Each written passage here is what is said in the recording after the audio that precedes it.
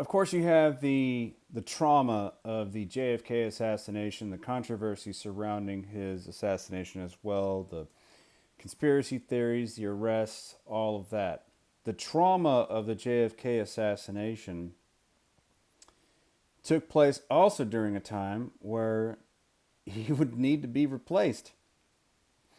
As is standard from the constitutional context, immediately the vice president would become the president of the United States should the president die in office. In this case, JFK obviously did. So, day after JFK was assassinated and declared dead, Lyndon Johnson was inaugurated as president of the United States. Lyndon Baines Johnson, also known as LBJ. We love acronyms in American society. LBJ, JFK. We got a bunch of them. Okay, but LBJ is from Texas. He's from the hill country. He came from a very poor family in the hill country of Texas. Was actually a teacher at first in the 1930s, and he would gain political clout in Central and South Texas, not without some controversy. And I recommend that you guys look up the 1948 Lyndon Johnson election in state politics in Texas. Pretty interesting. Side note. Okay. Otherwise, Lyndon Johnson gained his political fervor largely out of his intense desire for power. And he had this genteel like Texas demeanor. It's I will not send, that sort of Texas type demeanor LBJ had. He was also a very tall and imposing person who would often impose his will on others, whether it were political opponents or allies, by kind of leaning into them, kind of invading somebody's personal space and just kind of leaning into them and being this imposing figure. You're just going to kind of, I need you to pass this and that sort of thing. And you get the picture, right? Okay. LBJ was largely on board with many a different JFK visions. And one of the things that LBJ believed in was um, Kennedy's belief in improving our civil rights situation and promoting a war on poverty. Okay. So that was something that made LBJ immediately likable because he wanted to basically continue JFK's vision for the country. And so people who were on board with JFK largely supported him. And then, of course, Texans, well, we've got a Texan. We've got one of us. LBJ would become a pretty popular figure. And of course, November 1963, you're inaugurated for president, or as president, rather. Guess what comes in a year? Oh, yeah. It's going to be a presidential election coming up the following fall, just a year from now. So I've got some things I need to take care of. A few things happened in August of 1964. We're going to talk about that shortly. Otherwise, though, the election of 1964 would basically redirect the entire political platform between the two major political parties in our country. The Republicans nominated Barry Goldwater, a senator from Arizona who was known for being very brash, very conservative, and at the heart of him, the biggest mobilizer of the modern conservative movement. Previously, Eisenhower, who was a Republican, was deemed as being kind of moderate, a statist almost. Yeah, he was a military figure and a hero and whatnot, but he didn't aspire to have those true economic, free economic viewpoints that modern libertarians and Republicans have. So, from that standpoint, Barry Goldwater, even in the Republican Party itself, was quite a substantial controversial figure. Barry Goldwater, at the time, was deemed as being too conservative. He wanted to drastically reduce the government's role in people's everyday lives. He had been an opponent of FDR's New Deal government reaches in many different ways. He opposed government expansion. He wanted to cut taxes. He wanted to do various different things that fought communism. Communism is the polar opposite of the American ideal, and he wanted to really drive that point home and fight against our communist rivals. The anti communism, which is understandable, most Americans felt that way at the time. The economic liberty, if you will, the backlash against government action and intervention within people's everyday lives, Barry Goldwater really focused in on that mentality. He wanted the government to enable its people's success, not to be the provider of people's success. He didn't want overreaching. That's what Barry Goldwater was advocating for. The problem is Barry Goldwater came across as somebody who was too conservative and somewhat of an extremist at the time.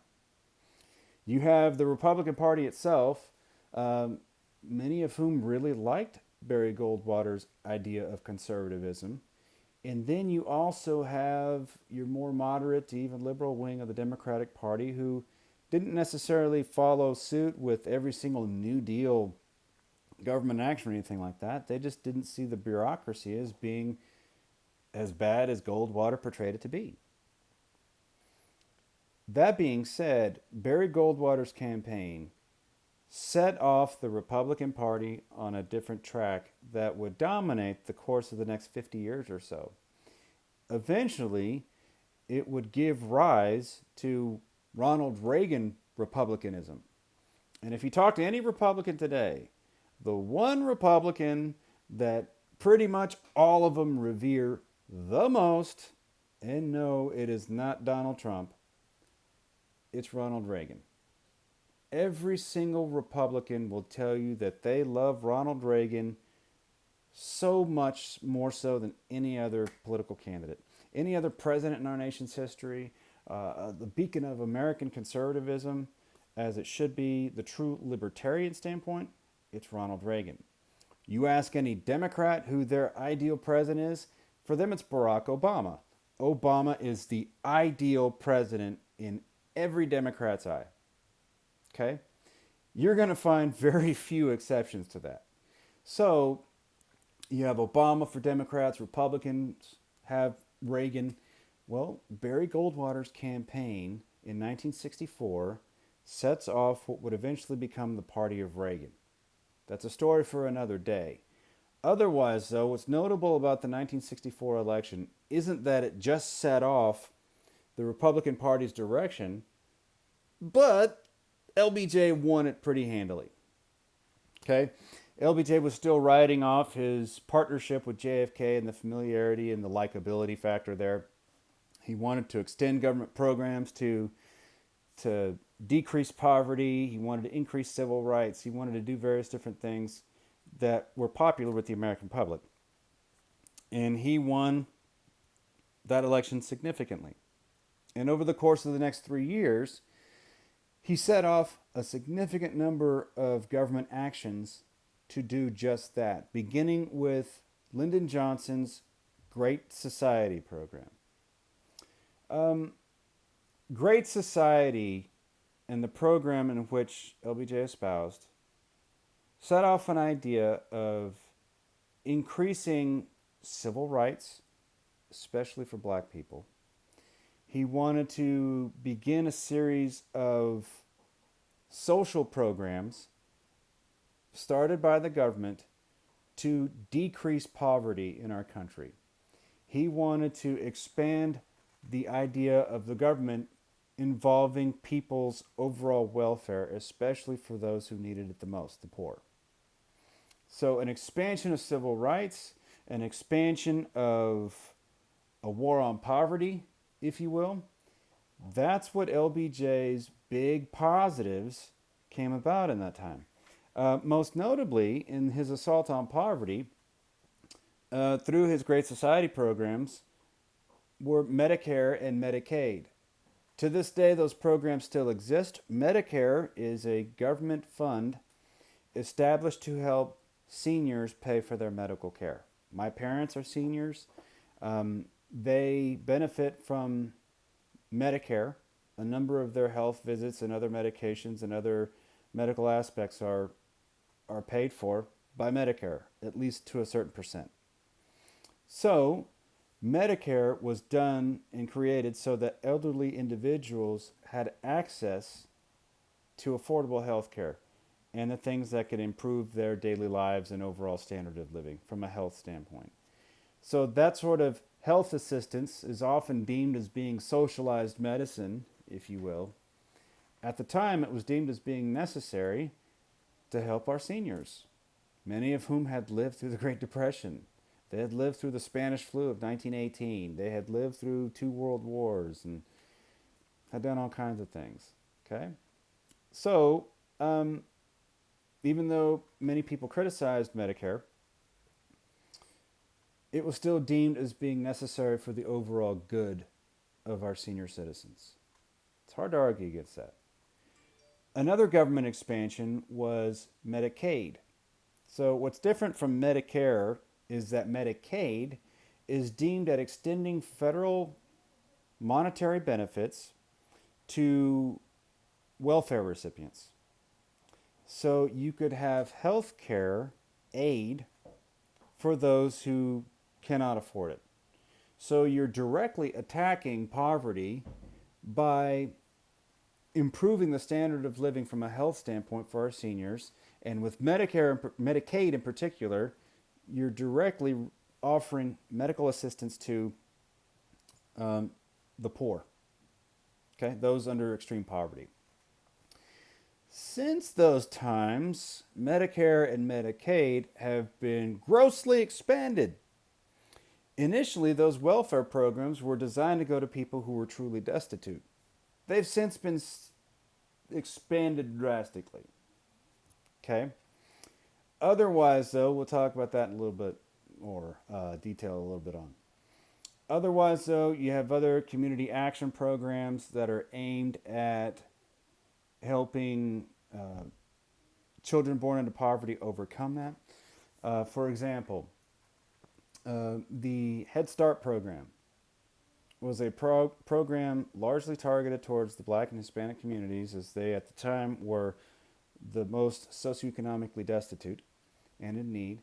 Head Start was a government fund provided for poor families to be able to have access to schools at an early age so that they could actually maintain their educational levels and therefore have a pathway to overall general life success. Okay? You have the housing and urban development that was established around this time that would allow for various different neighborhoods to be built with the help of government funding so that the poor could have access to reasonable housing. You also have the Federal Housing Authority, which oversaw lending to those who had various different income qualifications to where they could actually get a government-sponsored loan unconventionally for a house. So typically this isn't going to be your grand mega homes that are FHA funded. They're going to be financed with the FHA, typically for your poor family who's going to have various modest living. Since then, FHA has been expanded a little bit, but you have government-backed bonds that fund and support the mortgage loan rate. Typically, they're not the very best rates that you can get on the market, but if you qualify, you might actually be able to get them as opposed to applying for a conventional loan through Fannie Mae or Freddie Mac. So, FHA was established. LBJ also fought for more federal funding for public schools across the country. So there were various different walls that he had to overcome, various different barriers involved with that. Otherwise, though, he fought and was staunchly for that. The other thing that the Great Society produced was also the Immigration Act of 1965, In prior chapters, we had talked about the massive influx of immigrants from Eastern Europe and Southern Europe, and how in the 19 teens and 1920s, immigration had been put to a halt, basically limiting immigration to certain areas and putting quotas on the number of immigrants who can come from a certain country. Indirectly, it preferred immigrants from Northern Europe. Okay. What the Immigration Act of 1965 did was it removed some of those barriers and those quotas. So now the United States could see an influx of proper and true immigration from all countries, not just Northern Europe. So you're removing a various barrier from that standpoint. Okay. Overall, though, Lyndon Johnson's Great Society program accomplished a number of different things, but doesn't come without a mixed bag of consequences, too. Lyndon Johnson's war on poverty was largely successful, especially through Medicaid, through HUD, your housing acts, all kinds of different things that improve the overall welfare for those in truly destitute situations. Your welfare state was expanded to truly reach out to the people who needed it most, to improve our inner cities, to improve people's livelihoods and their housing opportunities. The Great Society largely succeeded in doing that. What it also did, in expanding the welfare state, it drastically increased the size of the federal bureaucracy that would have to oversee all these agencies that did that, and more than doubled the federal budget. Increasing your government expenditures doesn't come without a consequence. You have to have some sort of economic outlayer that will basically help balance everything out. There has to be some monetary output. On top of the welfare state being drastically increased, our military budget also increased. There's a reason for it. We'll talk about that here in a little bit. Otherwise, though, the Great Society did provide medical care to the elderly and those in poverty. It definitely helped in that situation. It helped to reduce hunger in America. It helped to give truly reasonable education opportunities to students in adverse backgrounds and situations. And it helped people's overall. But the Great Society, even more so than FDR's New Deal programs, expanded the role of government in the welfare state.